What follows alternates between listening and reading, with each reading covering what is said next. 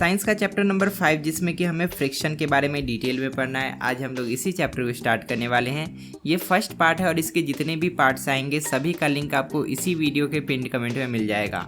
Explanation आप पूरा देखिएगा क्योंकि बहुत ही इंपॉर्टेंट चैप्टर है। अगर आप चैप्टर को नहीं समझेंगे तो एग्जाम में आने वाले क्वेश्चंस को आप सॉल्व नहीं कर पाएंगे। आपके बोर्ड्स के प्रिपरेशन के लिए बहुत सारे वीडियोस डीएवी गुरु पर अवेलेबल है। उनको देखने के लिए आपको इस चैनल के प्लेलिस्ट में जाना है जहाँ पर अलग अलग कैटेगरीज में आपको हर क्लासेस के वीडियोस मिल जाएंगे। यहाँ से आप अपने क्लास के वीडियोस को कभी भी बिल्कुल फ्री में देख सकते हैं। इस चैनल को सब्सक्राइब करके बेल आइकन को प्रेस भी कर लीजिए ताकि जब भी हम आपके क्लास का कोई भी नया वीडियो अपलोड करें उसका नोटिफिकेशन आप तक पहुँच जाए।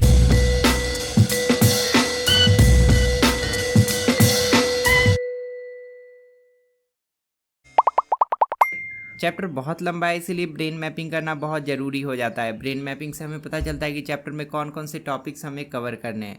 इस चैप्टर में सबसे पहले तो हमें इंट्रोडक्शन देखना है चैप्टर का। उसके बाद हम लोग फ्रिक्शन के बारे में पढ़ना शुरू करेंगे जिसमें कि कई सारे सब टॉपिक्स हैं। सबसे पहले हम लोग पढ़ेंगे काउजेस के बारे में कि फ्रिक्शन आखिर होता क्यों है, इसका कारण क्या है। उसके बाद वो कौन कौन से फैक्टर्स है जिस पर फ्रिक्शन डिपेंड करता है। फिर स्टैटिक फ्रिक्शन क्या होता है और स्लाइडिंग फ्रिक्शन क्या होता है, दोनों में डिफरेंस क्या है, इसके बारे में हमें पढ़ना है। फ्रिक्शन का एक सिंपल एक्सप्लेनेशन हम लोग देखेंगे जिससे कि बहुत आसानी से हम लोग फ्रिक्शन को डिफाइन कर सकते हैं और समझ सकते हैं। फिर हमें रोलिंग फ्रिक्शन के बारे में पढ़ना है। फिर हम लोग व्हील के बारे में पढ़ेंगे जो कि एक बहुत बड़ा इन्वेंशन था। फ्रिक्शन को एक नेसेसरी एविल क्यों कहा गया है, ज़रूरी भी है और एविल भी है, ऐसा क्यों कहा गया है। फ्रिक्शन हमारे लिए ज़रूरी क्यों है उसके बारे में हम लोग अलग से पढ़ेंगे और फ्रिक्शन हमारे लिए एविल या न्यूसेंस क्यों है इसके बारे में अलग से पढ़ेंगे। फिर वो कौन कौन से मेथड्स है जिससे कि हम लोग फ्रिक्शन को बढ़ा सकते हैं। बहुत सारा ऐसा जगह होता है जहाँ पर फ्रिक्शन को बढ़ाना पड़ता है और वो कौन कौन से मेथड्स है जहाँ पर फ्रिक्शन को हम लोग घटा सकते हैं। ये सब पढ़ने के बाद सबसे अंतिम में हम लोग पढ़ेंगे फ्लूइड फ्रिक्शन के बारे में और इतना पढ़ने के बाद ये पूरा चैप्टर कंप्लीट हो जाएगा। फ्रिक्शन के बारे में एक लाइन में हम लोग कह सकते हैं कि जब एक ऑब्जेक्ट किसी दूसरे ऑब्जेक्ट के सरफेस पर मूव होना चाहता है तो उन दोनों ऑब्जेक्ट के सरफेस के बीच में घर्षण होने लगता है और इसी घर्षण को हम लोग फ्रिक्शन कहते हैं। इसको और अच्छे समझने के लिए मान लेते हैं एक सरफेस है और उस पर एक ऑब्जेक्ट रखा गया है। इस ऑब्जेक्ट को अगर हमें इस डायरेक्शन में खींच कर ले जाना है तो ऑब्वियस सी बात है हमें एक फोर्स लगाना पड़ेगा तभी ये ऑब्जेक्ट इधर बढ़ेगा। लेकिन जब हम लोग इसको खींचेंगे तो एक छुपा हुआ फोर्स होता है जो कि इसको आगे बढ़ने नहीं देता है और ये छुपा हुआ फोर्स फ्रिक्शनल फोर्स कहलाता है। और ये फोर्स इसीलिए लग रहा है क्योंकि इन दोनों सरफेस के बीच में घर्षण हो रहा है, इन दोनों सरफेस के बीच में फ्रिक्शन हो रहा है और इसी फ्रिक्शन के बारे में डिटेल में हमें इस चैप्टर में अच्छे से पढ़ना है। फ्रिक्शन को और अच्छे समझने के लिए हमारे बुक में 2 एग्जाम्पल्स दिए गए हैं। पहला एग्जाम्पल है एक बॉल का। आपने देखा होगा कि जब हम लोग एक बॉल को रोल कर देते हैं ग्राउंड पर तो वो अपने मोशन को कंटिन्यू नहीं रख सकता है। ऐसा नहीं कि हम लोग बॉल को फेंक दिए और बॉल घूमते घूमते घूमते आगे जाते जा रहा है, ऐसा कभी नहीं होता है। कुछ समय के बाद वो स्लो डाउन हो जाता है, उसका स्पीड घट जाता है और फाइनली धीरे धीरे वो रेस्ट में आ जाता है। उसी तरह जब हम लोग साइकिल चलाते हैं तो एक अच्छा स्पीड पकड़ने के बाद हम लोग पैडल करना बंद कर देते हैं। उसके बाद हम देखते हैं कि साइकिल धीरे धीरे स्लो डाउन होते जा रहा है, उसका भी स्पीड धीरे धीरे घटते जाता है और कुछ देर के बाद थोड़ा सा डिस्टेंस कवर करने के बाद साइकिल फाइनली रुक जाता है। इस साइकिल को कांस्टेंट स्पीड में रखने के लिए, एक फिक्स्ड स्पीड में रखने के लिए चाहे रोड कितना भी सीधा क्यों ना हो हमें पैडलिंग करते रहना पड़ता है। अगर हम लोग पैडलिंग करना बंद करेंगे तो साइकिल का स्पीड धीरे धीरे कम होगा और फाइनली वो जाकर रुक जाएगा। पिछले चैप्टर में हमने पढ़ा था कि हमें एक एक्सटर्नल फोर्स की ज़रूरत पड़ती है, हमें एक बाहरी बल की ज़रूरत पड़ती है अगर हमें किसी ऑब्जेक्ट के स्पीड में चेंज लाना है या किसी ऑब्जेक्ट के डायरेक्शन ऑफ मोशन में चेंज लाना है, चाहे वो ऑब्जेक्ट इनिशियली रेस्ट में हो या मोशन में हो। इसको फिगर के थ्रू समझ लेते हैं। मान लेते हैं एक ऑब्जेक्ट रेस्ट में है मतलब रुका हुआ है और इसको हमें मोशन में लाना है। इसके लिए हमें एक एक्सटर्नल फोर्स की ज़रूरत पड़ेगी, एक फोर्स लगाना पड़ेगा तभी ये ऑब्जेक्ट अपना पोजीशन चेंज करेगा और साथ ही साथ मोशन में भी आएगा। इसी तरह से अगर कोई ऑब्जेक्ट ऑलरेडी मोशन में है और हमें इसके स्पीड में चेंज लाना है या इसके डायरेक्शन में चेंज लाना है तो भी हमें एक एक्सटर्नल फोर्स अप्लाई करना पड़ेगा। अगर हम लोग फोर्स नहीं लगाएंगे, बिना फोर्स लगाए हम लोग इसके डायरेक्शन या स्पीड में चेंज नहीं ला सकते हैं। ये जिधर जिस स्पीड में जा रहा होगा उसी स्पीड में जाते रहेगा अगर हम लोग फोर्स नहीं लगाएंगे तो। लेकिन यहाँ पर एक सवाल उठता है, अभी हम लोग पढ़े कि हम लोग बिना किसी एक्सटर्नल फोर्स के किसी ऑब्जेक्ट के स्पीड में चेंज नहीं ला सकते हैं, उसका स्पीड नहीं बदल सकते हैं और उसके डायरेक्शन ऑफ मोशन में भी चेंज नहीं ला सकते हैं। वो जिस डायरेक्शन में जा रहा होगा उसी डायरेक्शन में जाते रहेगा। लेकिन जो बॉल हम लोग फेंके थे वो कुछ दूर जाकर रुक जा रहा है, और जो साइकिल हम लोग चला रहे थे वो भी कुछ दूर जाके रुक जा रहा है। तो इसका क्या रीज़न है? आखिर वो कौन सा फोर्स है, आखिर वो कौन सा एक्सटर्नल फोर्स है जो कि साइकिल को भी आगे जाने से रोक देता है और ये जो बॉल है उसको भी आगे जाने से रोक देता है? बस वही क्वेश्चन यहाँ पर लिखा गया है। Why do objects like the rolled out ball or the moving bicycle slow down and finally come to rest after the force acting on them has been removed? जब हम लोग फोर्स लगाना बंद कर देते हैं तो आखिर बाइसाइकिल और बॉल रुक क्यों जाता है? Why does not the object keep on moving with a constant speed along its straight path after the removal of the applied force? किसी ऑब्जेक्ट पर लगने वाला फोर्स जब हम लोग हटा लेते हैं तो क्यों नहीं ये ऑब्जेक्ट एक स्ट्रेट लाइन पाथ को फॉलो करते हुए आगे बढ़ते रहता है? किसी ऑब्जेक्ट पर फोर्स लगाने के बाद उस पर क्या क्या इफेक्ट पड़ सकता है, ये सब समझने के बाद हम लोग बोल सकते हैं कि ज़रूर एक छुपा हुआ फोर्स है जिसके बारे में अभी तक हम लोग नहीं जानते थे, और वो फोर्स लग रहा है रोलिंग बॉल या मूविंग बाइसाइकिल और ग्राउंड के बीच में। जब हम लोग एक बॉल को फोर्स लगाकर रोल कर देते हैं तो एक छुपा हुआ फोर्स होता है जो कि इसको आगे बढ़ने से रोकने लगता है।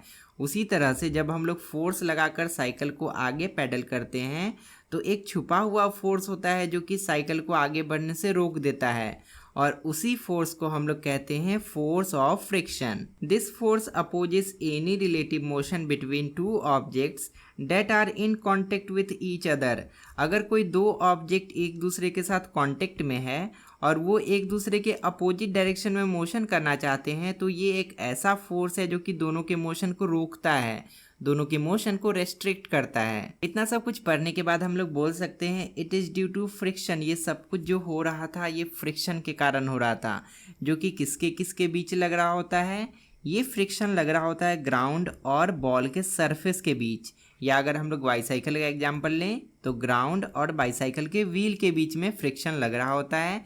इसी कारण से रोलिंग बॉल या मूविंग बाइसाइकिल थोड़े दूर चलने के बाद रुक जाता है जब हम लोग उस पर लगने वाला एक्सटर्नल फोर्स को हटा लेते हैं। तो अभी तक हमने जितना कुछ पढ़ा उसको जल्दी से समराइज कर लेते हैं। हमने सबसे पहले तो दो एग्जांपल्स देखे। हमने देखा कि जब हम लोग एक बॉल को रोल कर देते हैं सरफेस पर तो थोड़ा दूर जाने के बाद ये बॉल रुक जाता है, इट स्टॉप्स। उसी तरह से जब हम लोग बाईसाइकिल चलाते हैं और पैडल करना बंद कर देते हैं तो ये बाईसाइकिल भी थोड़ा दूर चलने के बाद रुक जाता है। इसका कारण समझने के लिए हम लोग चैप्टर नंबर 4 के पास गए थे जिसमें कि हमने पढ़ा था कि अगर कोई ऑब्जेक्ट रेस्ट में होता है और इसे हमें मोशन में लाना है तो हमें एक एक्सटर्नल फोर्स अप्लाई करना पड़ेगा, उसके बाद ही ये मोशन में आएगा। और अगर कोई ऑब्जेक्ट पहले से ही मोशन में है, वो मूव करते जा रहा है करते जा रहा है करते जा रहा है और हमें इसके स्पीड में चेंज लाना है या इसके डायरेक्शन को बदलना है तो भी हमें एक एक्सटर्नल फोर्स अप्लाई करना पड़ेगा। जब हम लोग बाहर से एक फोर्स लगाएंगे तो उसके कारण से इसका स्पीड भी बदल सकता है और इसका डायरेक्शन भी बदल सकता है। उसके बाद वापस से हम लोग अपने एग्जाम्पल्स पर आए। हम लोग जो बॉल रोल किए थे ये मोशन में था और इसको रोकने के लिए किसी एक्सटर्नल फोर्स का ज़रूरत था। जब तक हम लोग कोई फोर्स नहीं लगाएंगे तब तक ये रुकेगा कैसे? लेकिन हम लोग तो कोई फोर्स नहीं लगाए। बिल्कुल उसी तरह से साइकिल के साथ भी था। साइकिल जो मूव कर रहा था एक स्पीड के साथ, इसको भी रोकने के लिए एक फोर्स का ज़रूरत पड़ता, लेकिन हम लोग तो कोई फोर्स नहीं लगाए, ना ही कोई सामने भूत खड़ा था, तो ये रुका कैसे? यहाँ से हमें पता चला कि ज़रूर कोई एक्सटर्नल फोर्स है जिसके बारे में अभी तक हमें पता नहीं है, और वही फोर्स इसको भी आगे बढ़ने से रोक दे रहा है और इसको भी आगे बढ़ने से रोक दे रहा है। और डिटेल में स्टडी करने के बाद हमें पता चला कि जब दो ऑब्जेक्ट एक दूसरे के साथ कांटेक्ट में रहता है और रिलेटिव मोशन करना चाहता है तो उसके सरफेस के बीच में फ्रिक्शन होता है और उसी के कारण से दोनों एक दूसरे के मोशन को अपोज करता है। बिल्कुल वही चीज़ यहाँ पर भी हुआ और वही चीज़ यहाँ पर भी हुआ। फोर्स ऑफ फ्रिक्शन के डेफिनेशन को अंडरलाइन करके याद कर लीजिएगा, बहुत इंपॉर्टेंट है। This force opposes any relative motion between two objects that are in contact with each other. Simple line है, आप इसको याद कर लीजिएगा ताकि एग्जाम में पूछा जाए तो आप आसानी से आंसर कर पाएँ। एक और इम्पॉर्टेंट पॉइंट यहाँ पर है जो कि आपको याद रखना है। इसमें लिखा है it is clear from the above that the force of friction is a contact force. Force of friction एक कॉन्टेक्ट फोर्स है क्योंकि जब तक किसी दो ऑब्जेक्ट के बीच में, किसी दो ऑब्जेक्ट के सरफेस के बीच में कांटेक्ट नहीं होगा तब तक फोर्स ऑफ फ्रिक्शन काम नहीं कर सकता है। इसको भी अंडरलाइन करके अच्छे से समझकर याद कर लीजिएगा। यहाँ से हमारा मेन टॉपिक स्टार्ट होता है फ्रिक्शन। फ्रिक्शन के बारे में इतना सब कुछ पढ़ने के बाद हम लोग बोल सकते हैं, हम लोग एक लाइन में बोल सकते हैं शॉर्टकट में, कि जब भी कोई ऑब्जेक्ट मूव करता है या मूव करने का स्टार्ट ही करता है किसी दूसरे ऑब्जेक्ट के सरफेस पर, तो एक फोर्स काम कर रहा होता है, एक फोर्स एक्ट करता है उन दोनों ऑब्जेक्ट के सरफेस के बीच में जो कि कांटेक्ट में होते हैं। We call this force as force of friction, और इसी फोर्स को हम लोग फोर्स ऑफ फ्रिक्शन कहते हैं, और सिंपली फ्रिक्शन। हम लोग फोर्स ऑफ फ्रिक्शन भी कह सकते हैं या डायरेक्टली फ्रिक्शन भी कह सकते हैं। इसी चीज़ को हम लोग इस वाले डायग्राम के थ्रू भी बता सकते हैं। यहाँ पर देखिए एक ऑब्जेक्ट का सरफेस है जिस पर एक दूसरा ऑब्जेक्ट भी रखा गया है। अगर हम लोग इस दूसरे ऑब्जेक्ट को इस डायरेक्शन में मूव करवाना चाहेंगे तो इसके अपोजिट डायरेक्शन में, इसके सरफेस पर ही अपोजिट डायरेक्शन में एक फोर्स लगेगा जो कि इसके मोशन को अपोज करना चाहेगा। इसके अपोजिट भी हो सकता है।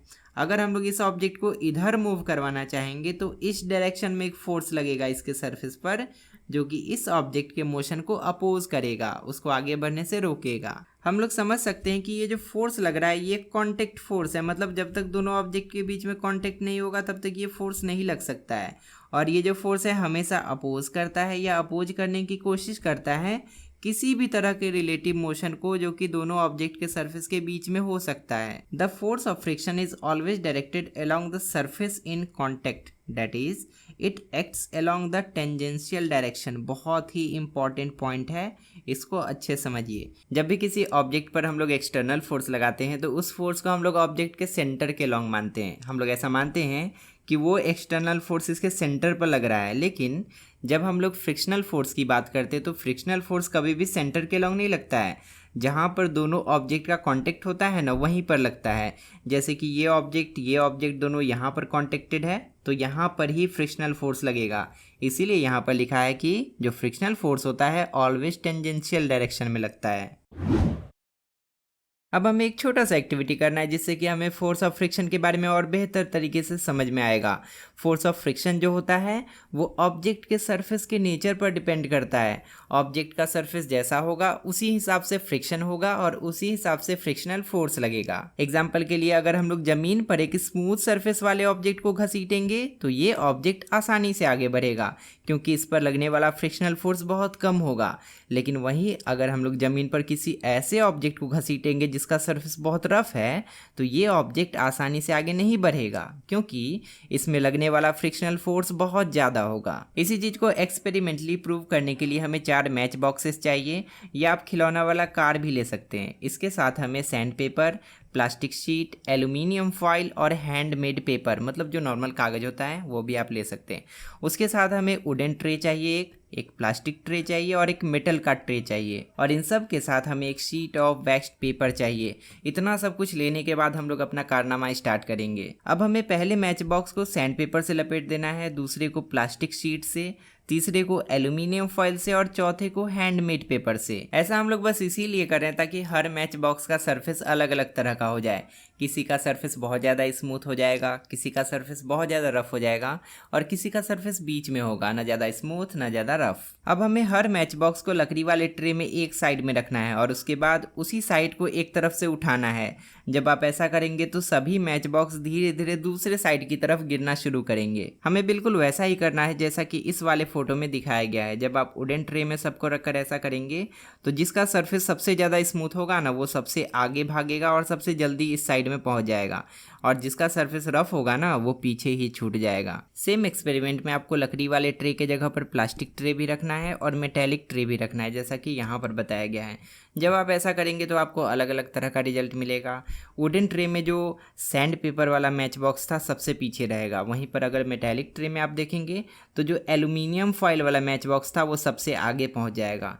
इस पूरे एक्सपेरिमेंट से बस हमें यही चीज़ पता चला कि जहाँ पर रफ सरफेस होगा वहाँ पर फ्रिक्शनल फोर्स बहुत ज़्यादा होगा और जहाँ पर स्मूथ सरफेस होगा वहाँ पर फ्रिक्शनल फोर्स मिनिमम या सबसे कम होगा। हमारा अगला टॉपिक है काउज ऑफ फ्रिक्शन, जिसको हमने एक्टिविटी के थ्रू थोड़ा थोड़ा तो समझ लिया, लेकिन और डिटेल में हम लोग यहाँ पर पढ़कर समझ लेंगे। एक्टिविटी नंबर 1 करके हमें पता चला कि जो फोर्स ऑफ फ्रिक्शन होता है ना वो कम्प्लीटली किस पर डिपेंड करता है। ये डिपेंड करता है nature of two surface in contact, मतलब जो दो सरफेस कॉन्टेक्ट में रहता है उसका नेचर जैसा है उसी पर डिपेंड करता है कि फोर्स ऑफ फ्रिक्शन कितना होगा। एक बार और बता देते हैं, अगर दोनों सरफेस रफ है, ये सरफेस भी रफ है और उसके ऊपर जो ऑब्जेक्ट रखा हुआ है उसका भी सरफेस रफ है, तो फ्रिक्शनल फोर्स बहुत ज़्यादा होगा। हम लोग इसको खींचेंगे तो ये खिंचाएगा ही नहीं। लेकिन अगर दोनों का सरफेस पूरा स्मूथ है, ये भी चकाचक ये भी चकाचक, तो खींचेंगे तो फटक से खिंचा जाएगा, फ्रिक्शनल फोर्स बहुत कम होगा। इसी चीज को हम कुछ ऐसे लिख सकते हैं, the more is the roughness of the two surfaces that are in contact, the more is the force of friction between them. मतलब जो दोनों सरफेस कांटेक्ट में है उनके बीच में जितना ज़्यादा रफनेस होगा, उनके बीच में लगने वाला फोर्स ऑफ फ्रिक्शन उतना ही ज़्यादा होगा। We can therefore associate friction with the roughness of the surface in contact। हम लोग फ्रिक्शन को रफनेस से एसोसिएट कर सकते हैं। अगर ऑब्जेक्ट के सरफेस रफ होंगे तो उसके कारण फ्रिक्शन भी होगा, और अगर ऑब्जेक्ट के सरफेस रफ नहीं होंगे तो उसके कारण फ्रिक्शन भी नहीं होगा। अब यहाँ पर देखिए एक बहुत ही इंटरेस्टिंग बात है, जितने भी ऑब्जेक्ट हमारे आसपास है उसका जो सरफेस होता है ना, उसमें थोड़ा ना थोड़ा रफनेस ज़रूर होता है। अब आप कहेंगे कि मेरा जो मोबाइल का स्क्रीन है पूरा स्मूथ है, इसमें थोड़ा भी रफनेस नहीं है। या आप ऐसा भी सोच सकते हैं कि आपके सामने जो शीशे का ग्लास रखा हुआ है वो पूरा स्मूथ है, उसमें थोड़ा भी रफनेस नहीं है।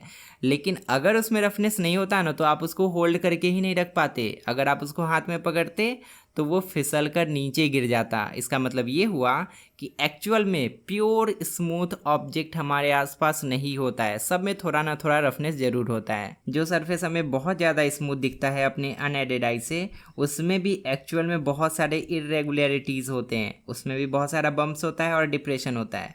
बम्प्स मतलब क्या हुआ, कुछ ऐसे उठा हुआ को बम्प्स कहेंगे, और डिप्रेशन का मतलब क्या हुआ, अगर गड्ढा है तो उसको डिप्रेशन कहेंगे। और ये हमें केवल तब दिखता है जब हम लोग किसी ऑब्जेक्ट को बहुत ही पावरफुल माइक्रोस्कोप के नीचे रख कर देखते हैं।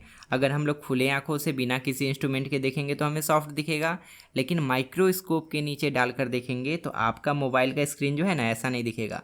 आपका मोबाइल का स्क्रीन कुछ ऐसा दिखेगा, बहुत सारे बम्प्स और डिप्रेशन इसमें दिखाई देंगे। तो आपको याद रखना है कि कोई भी चीज़ एक्चुअल में परफेक्टली स्मूथ नहीं होता है। जो हमें स्मूथ दिखता भी है उसको अगर आप माइक्रोस्कोप के नीचे डालेंगे तो उसमें भी आपको बहुत सारे अनइवन अप्स, जिसको माउंटेन्स कहा जाता है, और अनइवन डाउन्स देखने को मिलेंगे, जिसको वैलीज कहा जाता है। इसमें कुछ इंपॉर्टेंट पॉइंट है, आप उसको अंडरलाइन करके याद कर लीजिएगा। सबसे पहला है force of friction depends on the nature of the two surface in contact। दूसरा है the more is the roughness of the two surfaces that are in contact, the more is the force of friction between them।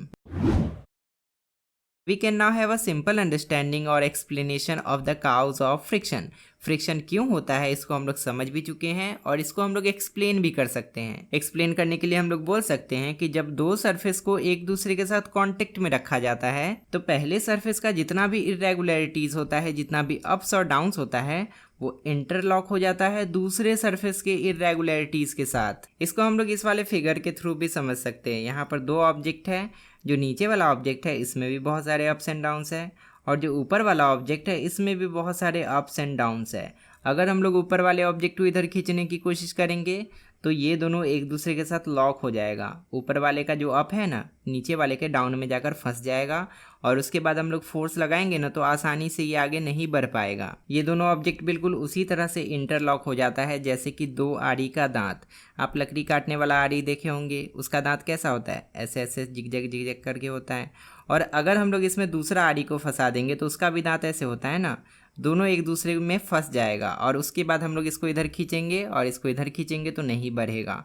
बिल्कुल उसी तरह से दो rough surface के बीच में भी इंटरलॉक हो जाता है। हमें एक फोर्स अप्लाई करना पड़ता है इन दोनों ऑब्जेक्ट के बीच में हुए इंटरलॉकिंग को तोड़ने के लिए, और उसके बाद ही हम लोग ऑब्जेक्ट को दूसरे ऑब्जेक्ट पर मूव कर पाते हैं। तो हम लोग बोल सकते हैं कि ऑब्जेक्ट के सरफेस में जो इरेगुलरिटीज़ होता है उसके बीच में इंटरलॉकिंग हो जाना ही एक बेसिक काउज है, एक बेसिक रीजन है, जिसके कारण हमें एक ऑब्जेक्ट को दूसरे ऑब्जेक्ट पर रिलेटिव मोशन करवाने में अपोजिशन फेस करना पड़ता है, खासकर तब जब दोनों ऑब्जेक्ट एक दूसरे के साथ कांटेक्ट में होता है। ये अपोजिशन, ये विरोध हमें फोर्स ऑफ फ्रिक्शन के रूप में दिखता है, जिसको डायरेक्टली हम लोग फ्रिक्शन भी बोल सकते हैं, जो कि दो ऑब्जेक्ट के सरफेस के बीच में लगता है। आज हमने यहाँ तक के सभी टॉपिक्स को पढ़ लिया। इसके आगे के टॉपिक्स हम लोग पार्ट 2 में पढ़ना शुरू करेंगे। अगर आपको इसका पार्ट 2 भी चाहिए तो आप कमेंट करके जरूर बताइएगा। जाने से पहले इस वीडियो को लाइक करके चैनल को सब्सक्राइब कर लीजिए और कमेंट करके बताइए कि और आपको किस चैप्टर का एक्सप्लेनेशन चाहिए। आपके साइंस का प्लेलिस्ट ओपन करने के लिए लेफ्ट साइड में क्लिक कीजिए और अगले पार्ट का वीडियो देखने के लिए राइट साइड में क्लिक कीजिए।